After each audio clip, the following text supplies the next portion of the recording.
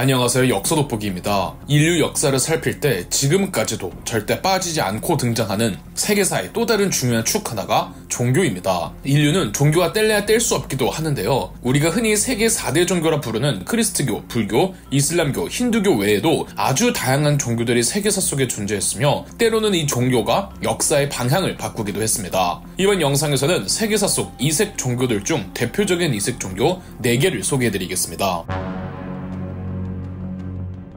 먼저 조로아스터교입니다. 한자로는 배화교로 번역되는데요. 이름 그대로 불을 숭배하는 종교입니다. 니체의 유명한 대표작 짜라투스트라는 이렇게 말했다라는 저서에서 이 짜라투스트라가 바로 이 조로아스터입니다. 조로아스터교를 창시한 인물이 조로아스터이며 종교적 신전에 불을 두었기 때문에 배화교로 번역되었죠. 조로아스터교는 바로 이란의 페르시아인들이 믿던 종교였습니다. 이란의 페르시아라는 국가는 두 차례가 있었습니다. 우선 기원전 550년에서 기원전 330년까지 존속했던 인류사 최초의 제국이라 평가받는 아케메네스 왕조 페르시아가 있죠. 아케메네스 왕조 페르시아 시절부터 조로아스터교는 퍼져 있었으며 과연 아케메네스 왕조 페르시아가 인류사 최초의 제국답게 조로아스터교라는 종교는 사실상 오늘날 모든 종교의 시초라고 해도 과언이 아니랍니다. 다니엘신에 의한 영혼의 심판, 천국과 지옥의 이분법, 인류가 언젠간 멸망할 것이라는 최후의 심판, 구세주의 출현 등의 교리가 전부 조로아스터교로부터 시작하였고 이 조로아스터교는 서쪽으로는 유대교, 크리스트교, 이슬람교에 영향을 미쳤으며 동쪽으로는 불교에 영향을 주었죠.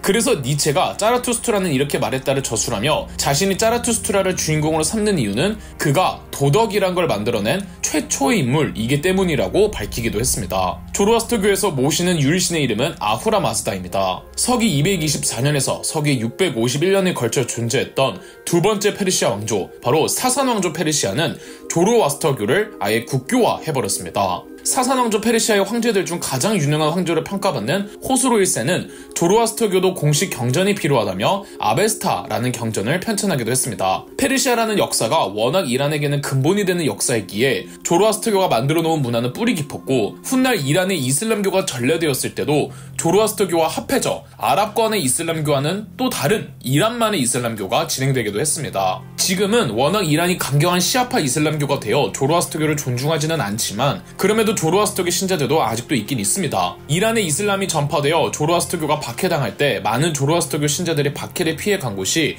중국 당나라였습니다. 당대 당나라는 워낙 국제적인 국가였고 당나라의 수도 장안은 국제도시였던지라 다양한 종교 사원들이 운집해 있었죠. 그래서 지금도 중국에는 조로아스터교 사원이 있답니다. 조로아스터교 신자 중 제일 유명한 사람이 바로 프레디 머큐리겠죠?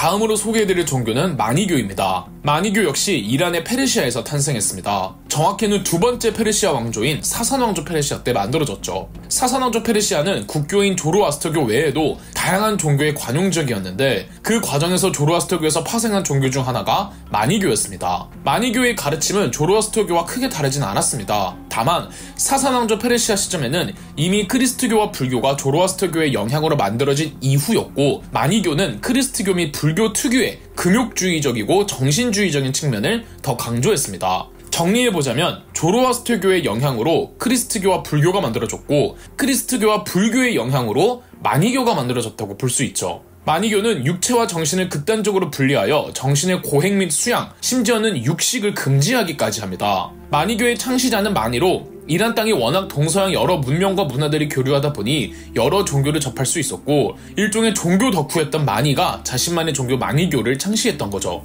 아무리 사산왕조 페르시아가 타종교에 대해 관용적이었다고는 하지만 관용성을 보인 타종교라 하면 타민족들의 종교였고 마니교만큼은 조로아스터교에서 파생된 사이비 이단으로 인식되었습니다. 아닌 게 아니라 마니교는 정말 너무 많은 종교들을 조합해서 만들었거든요. 그래서 마니교는 사산왕조 페르시아 당국으로부터 오래도록 박해를 받아왔습니다. 창시자인 마니도 처형당했고요. 신도들은 이란의 지리적 이점을 이용해 박해를 피해 동서양으로 뻗어나갔습니다. 사산왕조 페르시아의 터전을 두었을 땐 너무 많은 종교를 흡수한 탓에 박해를 받았지만 세계로 뻗어가면서 그 그 덕에 오히려 큰 인기를 누렸습니다. 세계 어느 종교를 믿든 누구든 마니교의 거부감이 상대적으로 덜했던 거죠. 로마에서도 횡행했고요. 이 중국에서는 당나라 때 명교라는 이름으로 퍼졌습니다. 마니교는 여러 종교가 합쳐졌다는 복합성 때문에 세계 곳곳으로 퍼지기도 했지만 또 역설적으로 그 복합성 때문에 타 종교로 곧바로 흡수되어 버렸습니다. 유럽에서는 크리스트교로, 동양에서는 불교로 말이죠. 물론 마니교와 타 종교로 흡수될 때 각각의 종교 정통으로 흡수된 게 아니라 사이비화되어 흡수되었습니다.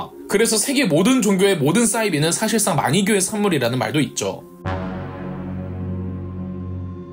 다음은 시크교입니다. 시크교도 심심치 않게 여러 번 들어보셨을 것 같은데요. 시크교는 인도에서 탄생한 종교랍니다. 15에서 16세기 인도의 무굴 제국에서 구루 나나크가 인도의 힌두교와 인도로 유입해 들어와 있던 이슬람교를 합쳐서 만든 종교였습니다. 시크교는 우상 숭배와 카스트 제도 같은 신분제를 비판하며 평등 사상을 강조합니다. 힌두교는 카스트 제도에 기반한 엄격한 신분제 사회를 강조하는 반면 시크교는 평등 사상을 내세웠기에 신도들을 빠르게 포섭할 수 있었습니다. 시크교의 창시자인 구루 나나크 자체가 이 아버지는 카스트 제도 가장 아랫단계인 신분인 수드라이지만 어머니는 또 카스트 제도에서 가장 높은 신분인 브라만이기에 구루 나나크는 신분제에 대한 고민이 컸을 겁니다. 그래서 구루 나나크는 힌두교의 악습을 폐지하고자 시크교를 만들었으며 다신교인 힌두교와 달리 시크교는 유일신이죠. 시크교의 규율을 본다면 수염과 머리카락을 깎지 않으며 그렇게 머리가 길어지면 머리를 닦고는 터번으로 감싸죠. 현재 인도의 시크교도는 약 2% 정도이며 독특하게도 시크교를 믿는 성씨가 전부 싱씨로 통일되어 있습니다. 인도의 총리 가운데 가장 오래 집권했던 총리 만모한 싱도 시크교도죠. 19세기 초에는 시크교의 수장 란지트 싱이 시크교의 교도들을 모아 오늘날 파키스탄에 있는 펀잡 지역에 시크 왕국을 건립했던 적도 있었죠. 시크 왕국이 또 기병대로 유명합니다. 시크 왕국의 기병대를 고르쿠라 사르다르라고 합니다. 고르쿠라는 기마를 뜻하고 사르다르는 군 지휘권을 의미한답니다. 이들은 철제 사슬로 된 갑옷을 입고 있었고 주로 장창을 사용하던 창기병과 총기를 사용하는 총기병이 있었죠. 고르쿠라 사르다르는 시크 왕국을 건설한 란지트 싱이 가장 먼저 조직한 상비군이었죠. 이들의 무장 상태는 색깔이 워낙 다양해서 굉장히 화려했다고 하는데 그래서 서양인들은 프랑스 기사단과 비유를 했다고 하죠. 하지만 질적으로는 훨씬 더 우수했고요. 실제로 프랑스 기병대 출신의 고분단들이 고르쿠라 사르다르 창설에 크게 기여하기도 했습니다. 영국이 인도로 가기 위해서 펀잡 지방에 있는 시크 왕국을 물리칠 수밖에 없었는데 19세기 중반 영국 시크 전쟁 때 영국군이 이 고르쿠라 사르다르 기병 때문에 곤욕을 치렀습니다. 영국 시크 전쟁에 참전했던 영국군은 고르쿠라 사르다르를 악마처럼 거칠고 매서웠다. 그렇게 용감한 전사들을 본 적이 없다. 세계 최강의 기병대라고 묘사할 정도였습니다. 하지만 고르쿠라 사르다르는 4번으로 와해되어 최종 결과는 영국의 승리였는데 승리 후 영국은 바로 고르쿠라 사르다르 기병대 출신들을 영국군으로 편입시켜 인도를 지배하는 데 앞장세웠죠. 오늘날에는 시크교 상당수가 인도의 펀잡 지방에 집중되어 있는데 이 강경 시크교도들을 중심으로 분리주의 운동이 일어나고 있습니다. 힌두교의 탄압을 받는 종교이기에 탄압의 과정에서 많은 시크교도들이 해외로 나갔는데 캐나다로 간 비율이 많아 현재도 인도 다음으로 시크교도들이 많이 몰려있는 국가가 캐나다라고 하네요. 마지막은 중국의 백년교입니다. 마니교를 다룰 때 이 마니교가 동양으로 가서는 불교와 합쳐졌다고 했죠. 마니교가 중국에 가서 불교로 흡수되어 파생된 종교가 백년교입니다. 백년교의 창시자는 모자원이라고 하며 송나라 때 만들어졌다고 합니다. 백년교도 마니교처럼 구세주의 출현, 즉 메시아의 출현을 기다리는 교리를 가지고 있죠. 백년교는 어디까지나 지하 종교였는데 백년교가 역사 전면에 나오는 시점은 중국인들이 몽골족의 지배를 받던 원나라 치세 말기였습니다. 몽골족의 국가가 타도되고 중국 한족들의 국가가 수립되기를 바라는 한족들의 염원이 백년교의 구세주 신앙과 맞물려 삽시간에 퍼졌던 거죠. 백년교는 신자들에게 무술을 가르쳤기에 군 조직으로 발전할 수 있었고 그래서 원나라 말기에 탄생한 게 홍건적이었습니다. 명나라를 건국한 명태조 주원장도 홍건적 출신이죠. 하지만 주원장이 백년교 신자였다기보다는 그저 너무 가난하게 자란 주원장이 먹고 살기 위해 홍건적에 입단한 것이었으며 명나라 건국 후 명태조 주원장은 백년교를 탄압했습니다. 명나라 때는 백년교가 다시 지하 조직이 되었으나 이번엔 중국인이 만주족의 지배를 받던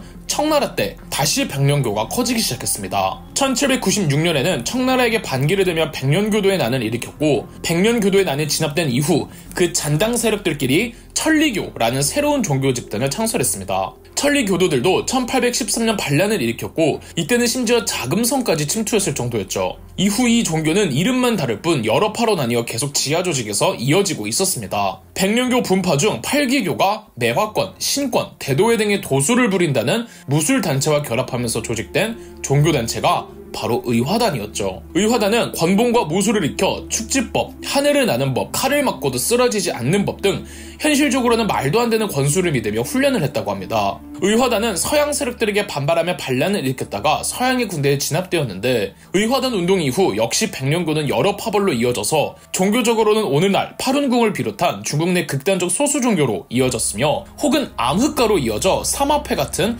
흑사회의 범죄 조직이 되기도 하였죠. 그럼 역사 돋보기였습니다. 저희 역사 돋보기가 멤버십 가입을 시작했습니다.